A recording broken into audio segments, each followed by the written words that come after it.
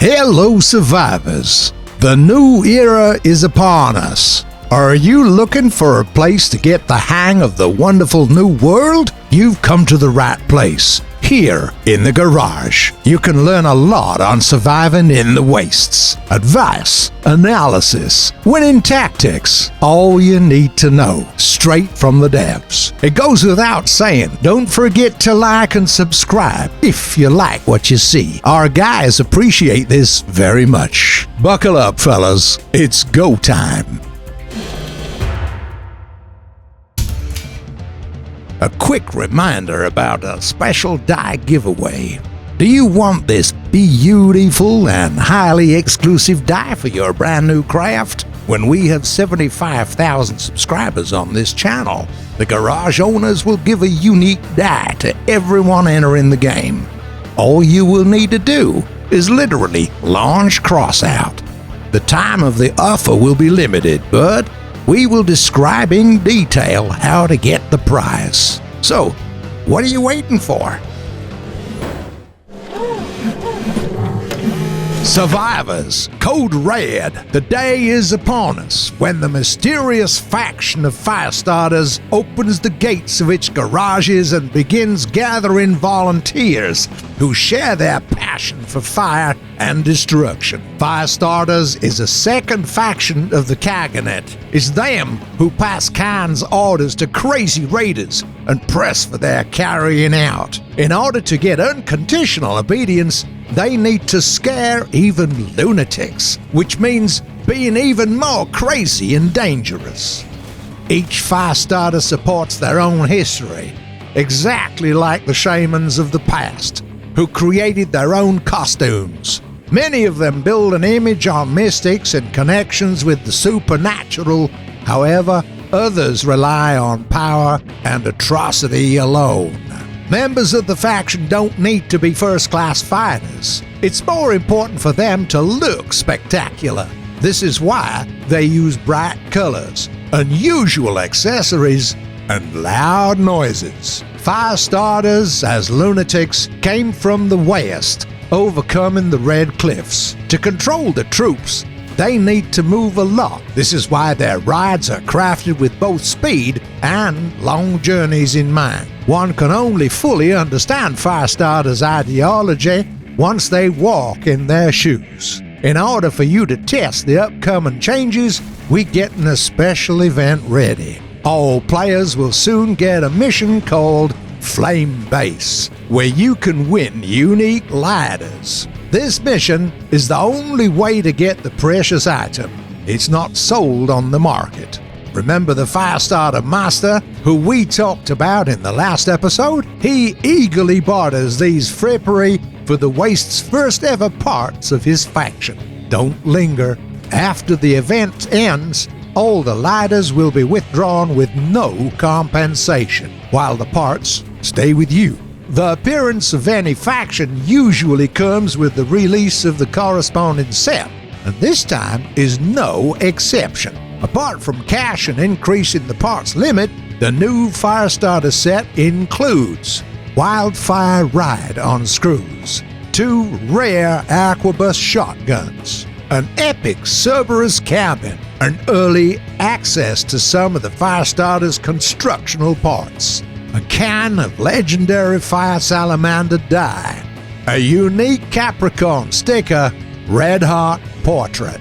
Speaking of Red Hot, a long time ago he didn't have such a menacing name, performed in a fire show, and was the most skillful artist in his act. Him the career, unfortunately, an absorbing passion for fire as well as carelessness cost him his career and his partner life. After the incident, he swore never to take fire in his hands ever again. Crossout made him change his plans. His skillful mastering of fire earned him the respect of lunatics. Soon, he was upgraded to Firestarter. He changed his stage persona, put on intimidating war paint, and got behind the wheel of a mad craft, which he found on a set of a thrash action movie. Now, he enjoys sawing and burning all those unwanted by Firestarters and tries hard to forget his broken oath and his old friend, a well-respected man, by the way. Suppose you've heard enough for now. Let's see how Firestarters crafts show themselves in combat. We've built this first craft with only 3,000 points of power to show you the fresh parts. There's a batfish cabin on the basis of the craft, with unique wheels with original rim design. The name Shank underlines the sharp emotions you experience while driving it. The faster you go, the harder it is for those under the wheels. However, each such wheel decreases the cabin's power. Closer to the nose is the Profiteer Harpoon. It can cling to the enemy, buildings, landscape, or drones. If the toe length is enough for hitting the aim, you'll see a scope change. There's an additional round frame around it. You can cling to both the allies and the enemies. The owner of the toe and their allies alike are free to release the rope anytime, while the enemy will have to destroy the toe on their own. You'll have to use the new toy wisely. The length of the toe allows for capturing the enemy only at a fairly close distance.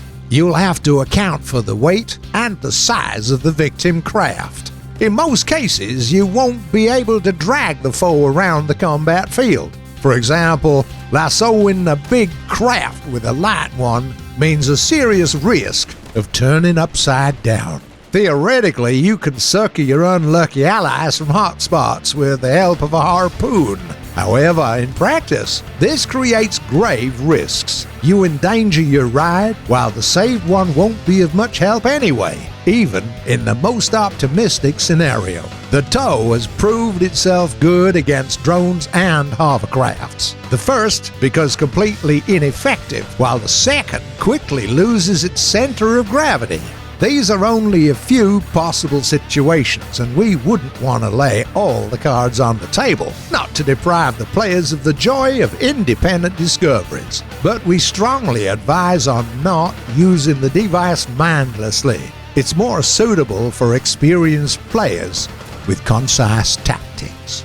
The second craft is more powerful, and it beautifully demonstrates the advantages of the meat grinder.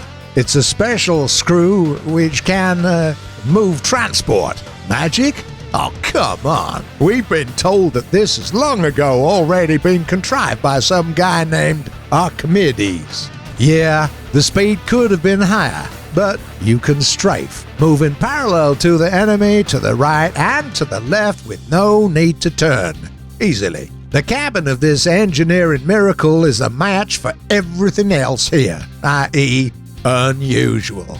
In the front, there is a mechanism with spinning saws. Lunatics are put to shame with their close-range weaponry, since Firestarters don't even need anything for a close-range battle. Arquebus shotgun could have been noticed on the previous craft, and there are two of those here, and both are welded vertically. The turning angle allows for shooting directly forward or backward. Shotguns is the favorite weaponry of lunatics, and such continuance of the new faction seems logical. Middle-range combat is also dictated by the length of the harpoon toe, even if it's missing on this particular one. The next test episode will also be released under the aegis of the new faction, but we digress a bit. The thing is, every week our mechanics conduct contests among designers on the official game forum.